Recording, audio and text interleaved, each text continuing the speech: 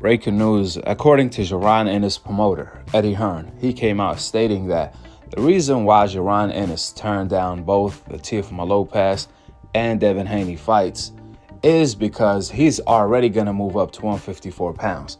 That's his plan. He's getting too big for 147, plus the rehydration clause with the IBF, he doesn't want to make the weight anymore. Even though he was offered lucrative money, I'm talking about between 15 to 20 million to fight either Devin Haney or Teofimo Lopez. Now Jaron Ennis is moving up to 154, and the first fight he wants at 154, his debut, is Vergil Ortiz, as he instructed his promoter Eddie Hearn to make the fight come to fruition. And that's exactly what Eddie Hearn tried to do. Eddie Hearn sent Vergil Ortiz an offer to fight in August. However, Vergil Ortiz turned down the fight with Jaron Ennis because he said he's not going to be ready by August. And that's when Eddie Hearn came back to Vergil Ortiz's team by letting them know, we can wait. Are you guys going to be ready in September? Well, Vergil Ortiz's team haven't gave Eddie Hearn an answer yet. Check it out. Fight will be at 154 pounds. Yeah, we'll meet this week, and I'm almost 100% sure that his next fight will be at 154 pounds, and he will be making a charge to become a 2-division world champion. Oh, wow. Okay, so undisputed plans, no more. You can't do it. No more unification. Completely done. Completely done at 47. As it is, Brian Norman was running like a thief in the night. But beyond that, Barrios, like all those fights. And the key was to at least unify before we moved. And he did that. But I can't tell you the levels that this young man has. And if he's physically 100%, like what you saw against Stanionis was a depleted guy, right? And it's just frightening what this guy's going to do when he's not depleted. And that's what I think he's made the decision and said, you need to see the best of me. And it's time. I think we should just make the Vergil Ortiz fight. Oh, yes. It's a massive fight, Yes, I think do it right away, please. We expect to fight in August. I mean, we actually said to the Riyadh season guys that we would fight Vergil Ortiz on August 16th, but he wasn't ready for August 16th, or the date didn't work. I don't know what the issue was. So I think we'll fight around August, and then we're up for Vergil Ortiz. I think it's a brilliant fight. We love to fight for boots. Virgil's a great fighter. And I think that's probably the best fight in the division, So that's an awesome fight. He's going to be in all the big fights. You'll see him dominate at 54. You'll also see him dominate at 60 and maybe even 68. I think he's going to be a 3 or 4 division world champion. And wait till you see Jaron Ennis properly fueled up and not having to go through that fight week. He made the weight better in the Stanionis fight actually than he did in the Chidazian fight, but you can see the guy on fight week. I mean, when I see him on fight week, I'm almost like, are you all right? And he was all right. Like he still won and he looked great, but he's shrinking himself down. And physically, you just can't be 100% when you're doing that to your body. So now's the time to see the best Jaron Boots Ennis. Yeah, I can't wait for that. I would imagine that Ortiz fight's going to happen in 2026 just because of the timing issue, right, Eddie? Well, I think we're ready to make that fight at the end of 2025. No problem.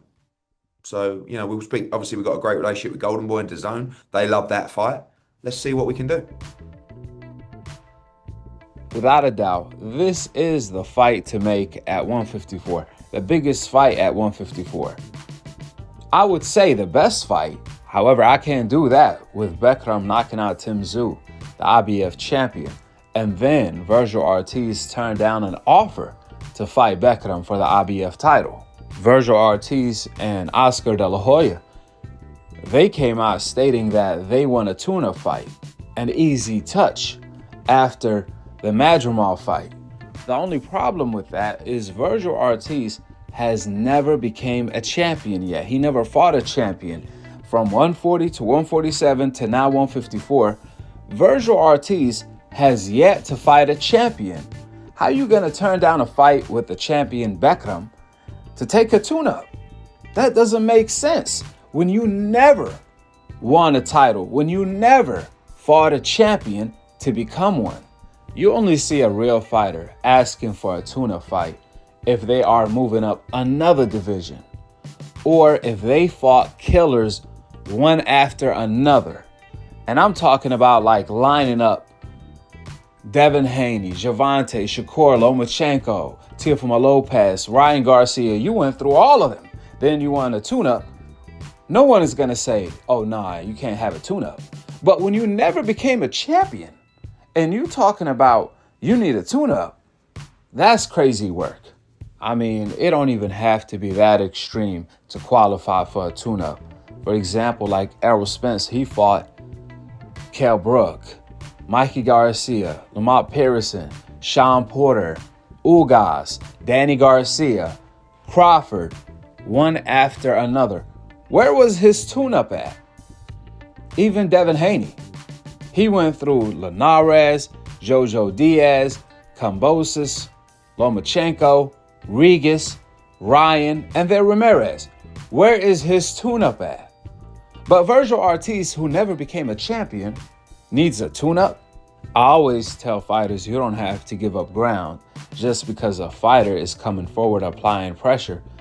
If he's aggressive, he could be doing fake aggression. Just because you backing down, he's going to come forward. But if you do stand your ground, he is not going to come forward to apply pressure. He's going to stand right there in front of you. Now, what the hell does that have to do with Boots and Vergil Ortiz? Let me tell you. When Virgil was at 147, along with Jaron Ennis, Showtime tried to make the fight. Guess what happened? Vergil Ortiz didn't take the fight. He turned down the fight. But when Virgil was at 154 and Jaron Ennis was at 147, planning to unify the division since he was given an email title, and he doesn't want an email title, he want to fight for his title. So he was desperately trying to unify before moving up. Virgil knew that. All of a sudden, Virgil wanted to fight Jaron Ennis. That's what I call that fake aggression. You knew he wasn't available. That's why you accepted the fight.